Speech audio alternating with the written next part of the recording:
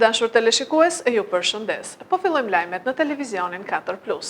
Nis sistemimi i ambienteve të jashtme të spitalit Ihsan Çabej. Bashkia ndërhyn për pastrimin, gjelbërimin dhe përmirësimin e kushteve për pacientët dhe qytetarët. Ndërmarrja e punëve publike të bashkisë ka nisur sistemimin dhe përmirësimin e ambienteve të jashtme të spitalit Ihsan Çabej në Lushnjë. Nën kujdesin e deputetit Elton Korreshi dhe drejtorit të ri të spitalit, po punohet për një pamje më të pastër, më funksionale dhe më dinjitoze të hapësirave që frekuentohen çdo ditë nga pacientët, familjarët e tyre dhe stafi mjekësor. Puna ka nisur me pastrimin e plotë të ambienteve të jashtme dhe largimin e mbeturinave të grumbulluara. Njëkohësisht po kryhet prerja e barishteve dhe pastrimi i zonave të gjelbëruara, ndërsa po punohet edhe për frezimin e tokës në Lulishte, me synimin e krijimit të një mjedisi më të mirëmbajtur. Një tjetër pjesë ndërhyrjes është restaurimi i stolave, të cilat po riparohen dhe po lyhen, duke e kthyer në një ambient më të përshtatshëm për qytetarët që presin pranë spitalit. Sipas drejtuesve, këto punime janë vetëm hapi i parë i një angazhimi për përmirësimin gradual të kushteve në spitalin Ihsan Çabej, me synimin që jo vetëm shërbimi shëndetësor, por edhe mjedisi ku ai ofrohet të jetë sa më i pastër, i rregullt dhe mikpritës për të gjithë. Fermerët e Frakullës në Fier po shkojnë drejt falimentimit pasi prodhimi i shalqirit mbetet në ara. Qindra ton shalqinj rrezikojnë të mbeten pa u tregtuar në Frakull të Fierit. Mungesa e tregut dhe bllokimi i eksporteve kanë lënë prodhimin në ara, ndërsa fermerët thonë se po përballen me humbje të mëdha dhe rrezik falimentimi. Nuk shitet s'ka treg fare përgjithësi. Kemi hasur keq. Edhe ata fermerët e tjerë që dalin, një problem kanë si puna ime. Gjithë zona, gjithë vendi, si vjet as një vit. Kemi pas probleme, po jo kaq, fare. Si vjet s'ka ardhur njëri të thotë, ore, u bë shalqirja, u bë. S'ka tregje fare. Të gjithë mundimi jon brenda po sushir shalqiri brenda kësaj jave ai mbaroi, s'ka më, e mban kot, digjet komplet. Shalqirja s'bën, s'ka as një tërheqje, as me eksport, as me ngje, se kush e ka mbyllur, nuk dihet kjo punë. Neve kemi ngelur as një kokër leku. Se ku do vej kjo punë nuk dihet. Do ikim fare. Do ikim. Unë i ikur jam, po do ikim në të pjellët e mi.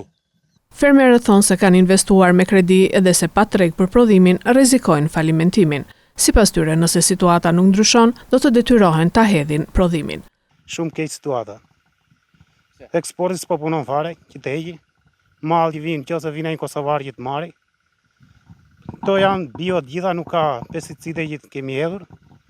Edhe shalqiri duket, ja. Shikoj.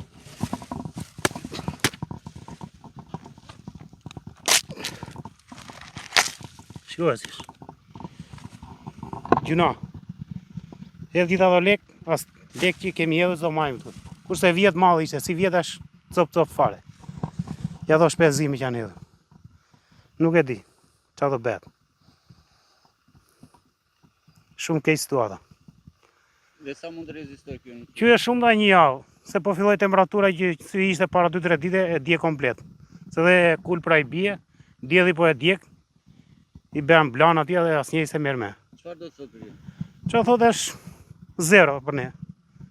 As shpenzime s'do majmë asgjë. Brenda një jave të djeg dielli gjithë komplet. Po s'punoj eksporti, që ti eksport.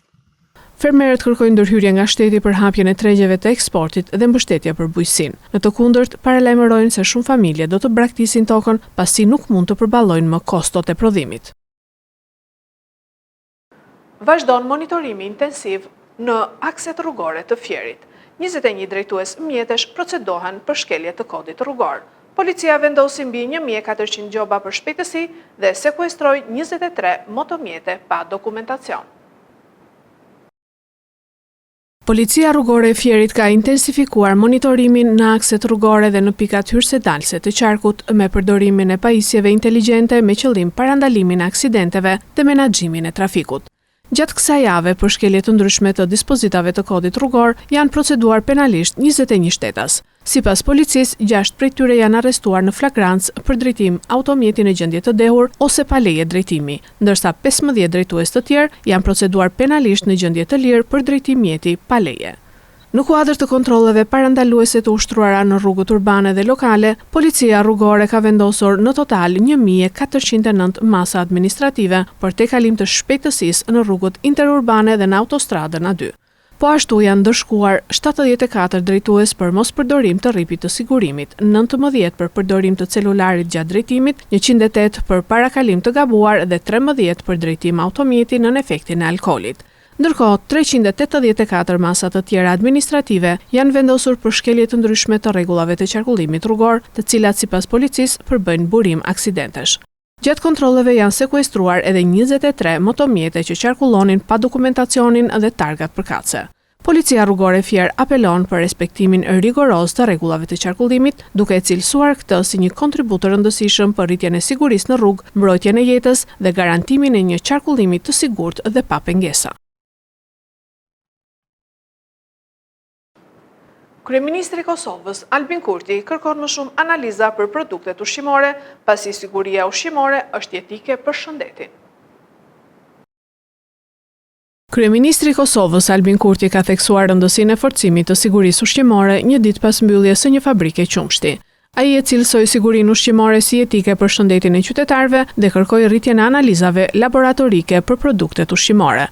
Kurti u ndal edhe te rëndësia e bujqësisë për ekonomitë e vendit, duke theksuar se mbështetja për fermerët dhe prodhuesit vendor ndikon në rritjen e prodhimit, eksporteve dhe vendeve të punës.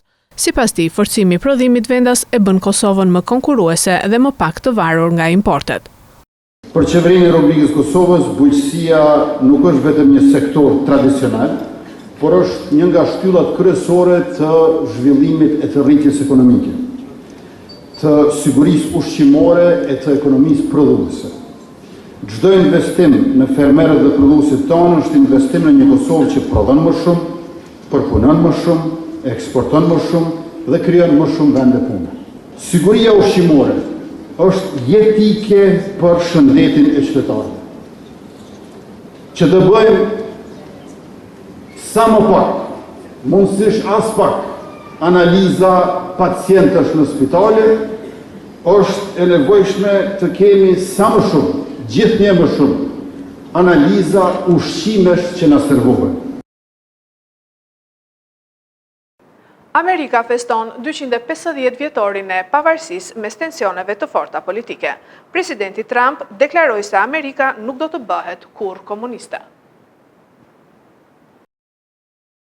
Presidenti i Shteteve të Bashkuara Donald Trump ka mbajtur një fjalim me tone të forta patriotike në malin Rushmore, ku u bëri thirrje amerikanëve të mbrojnë liritë e themeluara 250 vjet më parë nga etrit themelues të Amerikës, duke paralajmëruar për atë që e cilësoi si kërcënim komunist nga demokratët progresiv. Gjatë fjalës së tij, Trump vlerësoi figurat historike amerikane, fytyrat e të cilëve janë gdhendur në malin Rushmore: George Washington, Thomas Jefferson, Abraham Lincoln dhe Theodore Roosevelt, duke theksuar se Amerika duhet të mbetet po aq e madhe, e guximshme dhe fisnike sa paraardhësit e saj.